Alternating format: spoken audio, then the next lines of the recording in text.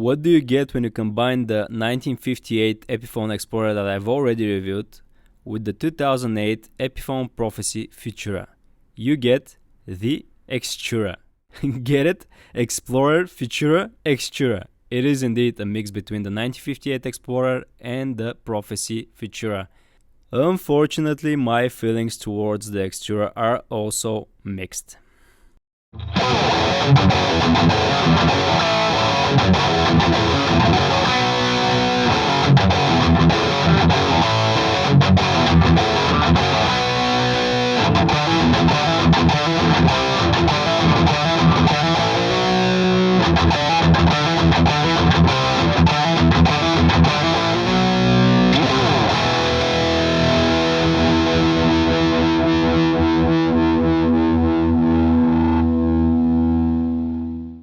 Here it is, the Epiphone Prophecy Extura, the love child of the Explorer and the Futura.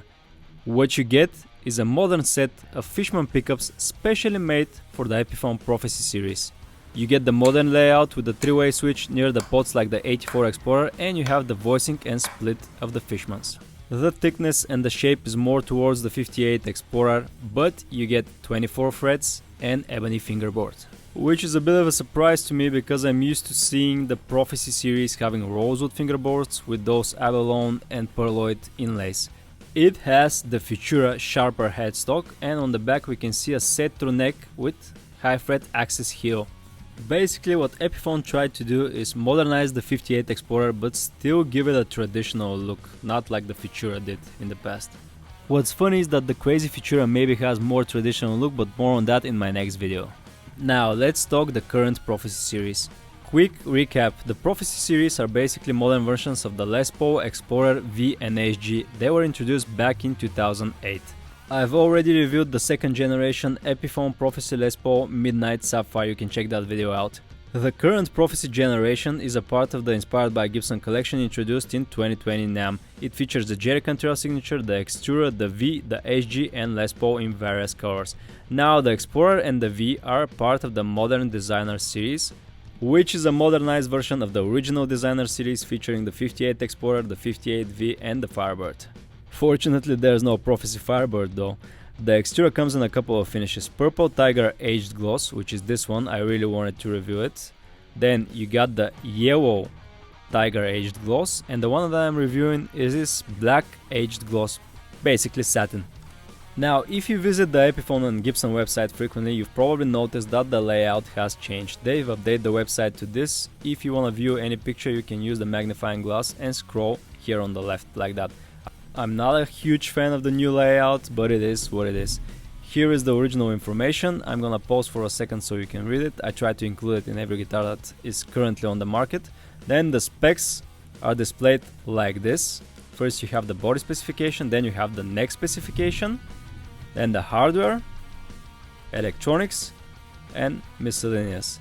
It's gonna be like that from now on, I guess. Now that I've explained what the Prophecy series are, let's go to the specs of the Futura. That cleaned up pretty well. I've polished the frets, oiled the fingerboard, polished the pickups and the hardware. We got mahogany body, and it's not specified in the specs, but I think it's mahogany neck with a set-through neck construction and access heel. Ebony fingerboard, 24.75 inch scale length and a 12 inch radius.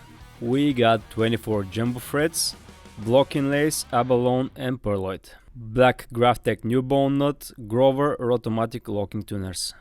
Then we got the party piece, the Fishman pickups. I thought these were moderns, but no, they're specially made for the Epiphone Prophecy series. As usual, they have a couple of voicings. The bridge and tailpiece are Epiphone lock tone. There we have master volume, that is also a kind of a split voicing. Master tone that changes the voicing of both pickups, and a 3-way switch. Boy oh boy, it is a bit of a mess under the pickups. Let's start with the neck. I'm used to seeing these in new Epiphones. That's the QR code that the factory uses. It has the serial number and the date on it, 21/04/14, that's the date. It also has some factory information, the model, etc, etc. No long neck tenon like with the Epiphone 58 Explorer. It is just a set neck construction behind this wall and an access heel in the back. This is the routing for the neck pickup. and I see the seam line between two pieces of wood. The specs list a AAA flame maple veneer, but I doubt it, not with this black finish. So these must be two pieces of mahogany sandwich. There is so much I want to ask the Chinese workers about the bridge cavity though. Now obviously the neck cavity is not painted because of the QR sticker, the bridge is painted, but what the hell is this? Who left this ugly masking tape in it? I'm assuming they are masking some marking underneath that are supposed to be for the production, and they're supposed to remove this masking tape, but they forgot about it and painted over it, and it's disgusting. I don't know what is it. Is it a 6 or a 9? You decide. Then there's the routing for the cables of the neck pickup. I guess it's easier to do because this is a sandwich body. They routed and then they applied the second layer of the mahogany. This is the routing for the electronics for the back. And it is way too close to the top for comfort. You see how close these cables are to the top? A lot of weird amateur stuff going on around here. Here are the specially made for Epiphone pickups. If you turn them around, it says Fishman Fluence EP1 for Epiphone, and it's marked neck. You have these check boxes, bridge and neck. This one is the neck. Same goes for the bridge. In the official specs, these are called Fishman Fluence Proprietary. This one is checked for bridge. Let's measure these. The bridge pickup measures at 19.87. The neck Fishman Fluence is, come on, settle down, 1987. Both of them should be somewhere around the middle. Wow, still hot. 16, come on, 1661. Let's see if the reading changes when I change the voicing. Shouldn't, and no, it doesn't. Epiphone are calling these knurled metal brushed nickel control knobs, and you see the top is a bit asymmetrical. At first I thought I was tripping, but no, both of them are like this. I'm not happy with the positioning though. You see, this is in the down position and it's sticking out too much from the top. They didn't place them correctly on the pots. Three-way switch is Epiphone and it's okay. This is the Epiphone lock tone locking bridge. I'm used to seeing it on a lot of Epiphones. Individual cellos held in place by a single spring, it locks inside of the struts like this. It is metric, thumb wheel and screwdriver adjustable. Same goes for the tailpiece. It is Epiphone lock tone locking. Says Epiphone on the bottom and locks using these. The body shape is a combination between the Explorer and the Futura. That's why it's called Extura. It has single ply cream binding that goes all the way here to the neck, and it has cracked a little bit, as you can probably notice. This is just a finish checking. Then we got slightly different color for the neck binding, a little whiter, black side dotting lace. And I see some QC issues where the fingerboard meets the binding. It's not such a big deal, this is a cheap guitar after all, but still it could have been done better. Luckily the fingerboard is ebony, not rosewood. The Prophecy Les Paul that I reviewed had rosewood, and ebony fits much better. Even though it's a little bit streaky, still looks better than rosewood. Same as the Prophecy, the Extura has block inlays that are a combination between abalone and pearloid. Most of them had been selected pretty well, the 1st, the 3rd and the 5th fret, but look at the 7th and the 9th, they are different, yellowish, and then they continue with green. I think those two shouldn't be passed by QC. There are a lot of signs that these Prophecies are made in a hurry. The last pearloid inlays are okay, at least. Even though this is black, it is not the Black Tusk Graphtec nut, it is New Bone, the cheaper one, and I think it's a little bit crooked, like on most guitars at this price range. The sharper Prophecy Explorer headstock, Grover locking tuners and Epiphone pearloid logo. This is what the cavity for the truss rod looks like, two-way adjustable by a 4mm Allen wrench, and this is the bell cover for it, 3 holes, 2-ply, white, black gloss. Let's see that neck. The nut measures at 42.8mm or 1.68 inch. The 12th fret is at 52.4mm or 2.06 inches. Thickness at the 1st fret 19.6mm or 0.77 inch. Thickness at the 12th fret 22.9mm or 0.90 inch. The thickness of the body is 45.5mm or 1.79 inch. Fretboard radius 305mm, 12 inches solid. I'm surprised, I was expecting 14. More surprises with the neck profile. At first I thought I was measuring it wrong, but it's indeed asymmetrical slim taper. It is a bit of a weird shape. It curves towards the high E string and it's steeper towards the low E string, as you can see. On the back we have separate compartments for the electronics and 9-volt battery. The 9-volt battery opens up like this and you have a strap to take it out, but it's stuck. I tried taking it out with a screwdriver, it is well stuck in place. This is pretty bad. I've unscrewed and removed the entire battery box to show you what's underneath, and there's a huge chip made from some sort of instrument. Why is always on Prophecies? These were always made in a hurry. Anyway, this is what the electronics compartment looks like. It has the Fishman pots in it, the 3-way Epiphone switch, a lot of cables, overcomplicated as with most Fishmans, so I'm not gonna touch that. The output jack is Epiphone heavy duty. This is what the cover for the electronics compartment looks like. Shielding on the bottom, gloss on the top. 2 screws. One more thing I wanna point out. Check out the routing for the 9-volt battery cables. Look how close they were drilled to the back. This is how close I am to losing my patience with the Chinese QC. That is brave, I give them that. How doesn't it crack? I don't know. Original strap button here and one on the top horn for better balance. The back doesn't feature any comfort cutaways. It has this aged gloss black finish as they call it, the set through neck access heel, and I wanna ask whoever put this sticker here, handcrafted in China, are you proud of your handcrafted access heel on the lower horn? Look at this. This is so wavy that I wanna surf on it. Come on. This shouldn't have passed QC. A blind man can see and feel this. Come on. I'm not sure we needed to sacrifice the space for 24 frets on this one, because the last 2 frets are barely accessible even with the high fret access that the set through access heel provides.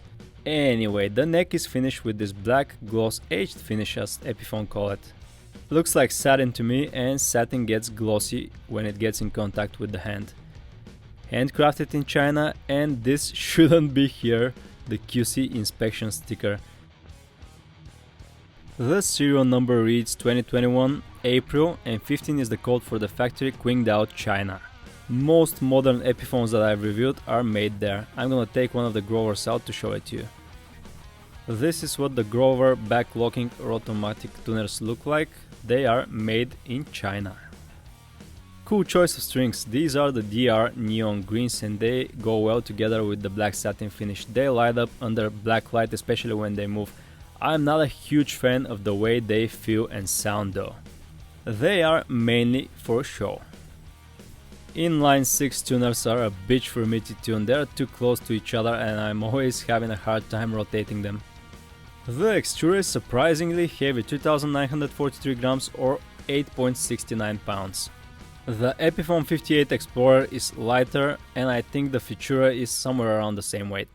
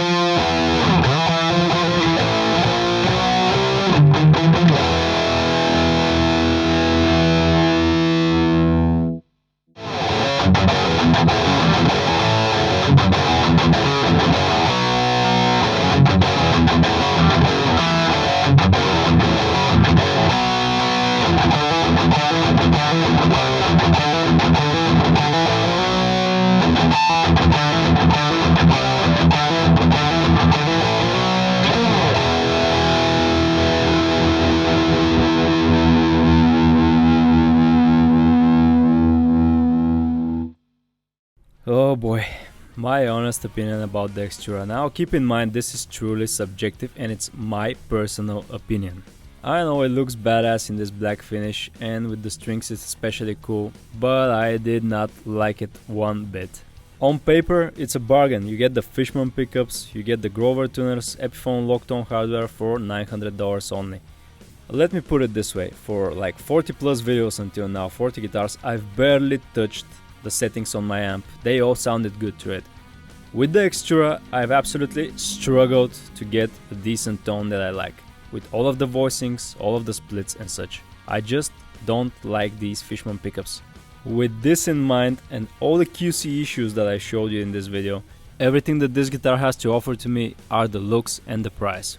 Once again, maybe it's just me. A lot of people seem to enjoy the Futura, a lot of positive reviews out there. Even if I put all the QC issues aside, I don't enjoy those Fishmans. Will I ever find a Prophecy that I like? I guess only the Futura will tell. Get it? The Futura? Nah? Okay.